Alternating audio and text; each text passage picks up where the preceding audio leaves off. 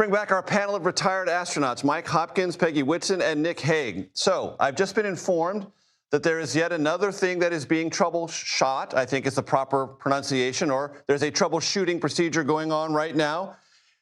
Launch is still proceeding apace. The countdown clock continues. If any of you there, Peggy, Nick, or Mike, want to jump in, please do so.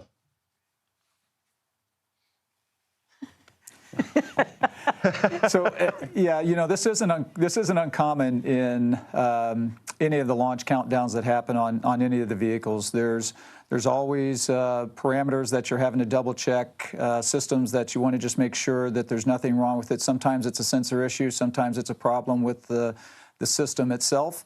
In this particular case, I don't have a lot of the details on what they're troubleshooting, but rest assured that they'll make sure it's operating 100% before they let them launch.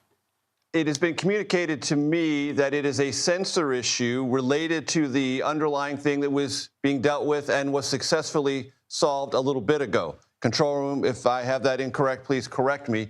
But when it's a sensor, is that meaning it could be just a quick technological repatching or refix, if I could use such garish layman language? Yeah, if it's a sensor, it could indicate that the data that the mission control is receiving isn't accurate, that the system itself is operating normally, but that the information that they're getting is telling it that is conflicting with how the system's actually operating. So if it is just a sensor issue and they can validate through other means that the system's operating correctly, then they will be a go for launch. And what will it be like at Mission Control? What's it like there with those who are troubleshooting this? And what's it like, maybe, Peggy, for you or Nick, for the crew in a moment like this? Well, as Hopper mentioned, we typically are faced with some things coming up during the launch phase. And it's, you just take it step by step and work the next issue. We all know that the folks on the ground are scrambling to get everything right and to make sure it's right before we go. So we are confident in whatever those decisions are that they come up with, because we want them to be sure in order for us to be assured of our safety. This is a digital era, we all know that, but I'm a very deeply analog person. I have a piece of paper. I love to read off pieces of paper, so I will read to you what has been printed out for me. NASA is troubleshooting a new issue involving a temperature reading coming from one of two batteries on Orion's launch abort system. It is currently out of range. It may be a sensor issue NASA is investigating. For any of you three, does that tell you anything more than I was able to fumble through previously? Well, I think what it says is, you know, what it's related to. I don't necessarily think that the issue that was happening, that we were troubleshooting and resolved earlier, is connected to this one. And so you know, the teams are working, and one of the nice things is we have a 2-hour launch window, roughly 2-hour launch window, and so there's time to work this. And like Peggy said, you know, as a crew member strapped into the capsule, the hatches are closed. You have complete faith in the teams to come to the right answer for this, troubleshoot it and resolve it. Or if we need to carry this launch to another day, then we wait for another day and we get it right. And Nick, I've said throughout this 2 hours of coverage, terminology matters. Help my audience understand what a launch window means. Yeah, launch window is it is a window of time. In this case, you know, just after 6 o'clock, 6:24 for 2 hours, it's possible to launch the rocket and get into the orbit that we need to get into. That is limited by the capability of the rocket, but it's also limited by orbital dynamics. And as the Earth is turning, it's going to pass underneath the orbital plane that we need to launch into. And so you have to wait for that geometry to line up. In the case of the SLS, it's a 2-hour launch window. So even though we're tracking to a 6:24 launch, we could slip further up to 2 hours and still be able to launch. So there's time for the teams to work. And Mike, we have said this a couple of times, but I think it bears repeating. Systems checks are systems checks. And just because something has appeared momentarily to be out of alignment doesn't mean you can't launch and doesn't mean the thing isn't working. You're doing system checks to make sure everything gets resolved before launch time. That's correct. And this particular system that we're talking about is just one of thousands of systems that they're checking on the rocket, on the Orion vehicle itself. And so every one of those they need to validate, they need to verify, make sure it's in those parameters, and that's what the team in Mission Control is doing. They're monitoring each of those very closely, and as soon as you see something going out of tolerance, you make the call so that the mission director is tracking it, and you can start working it and finding solutions. Peggy, what's this day been like for the crew? I always think launch day is a lot of hurry up and wait. So you have to be on time. The crew can't be the long pole in the tent. We have to be on time. So you hurry up, get to the activity done that's supposed to be done, and then you wait until the next time point where you have to be ready to do the next thing. And so the whole launch day to me is hurry up, wait, hurry up, wait. And right now they're in waiting phase.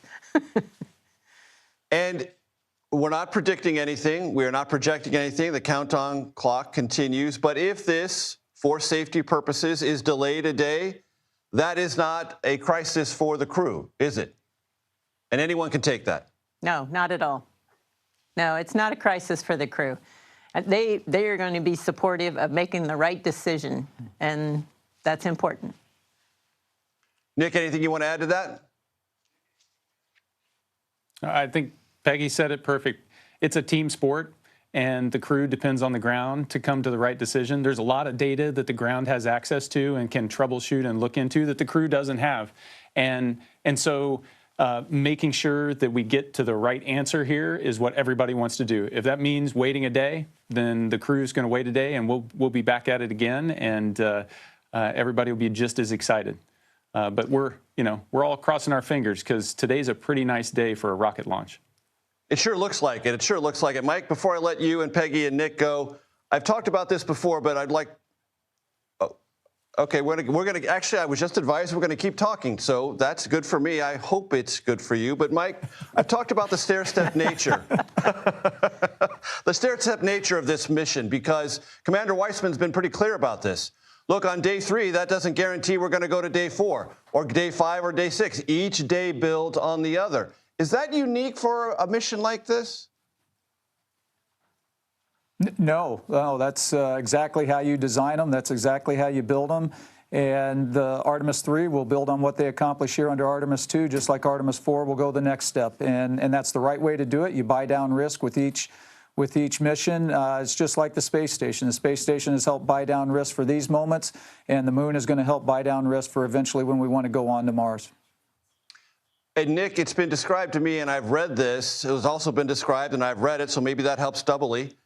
This is kind of a big linkage, though, Artemis II, because a lot of things are going to be tested and learned that are going to be tested and learned for the first time. And so Artemis III will build on that, but boy, you really need a lot of things to be learned with this mission. Every one of these missions is going to do a lot of firsts, and it is going to, as Hopper said, it's going to buy down the risk for the next thing. So what's big in this profile? Doing some manual piloting and making sure that you can maneuver the spacecraft well, checking out the life support systems, checking out the communication systems that you need to communicate from deep space. Typically we've been communicating with the International Space Station, which is so close to the Earth compared to where this crew's headed.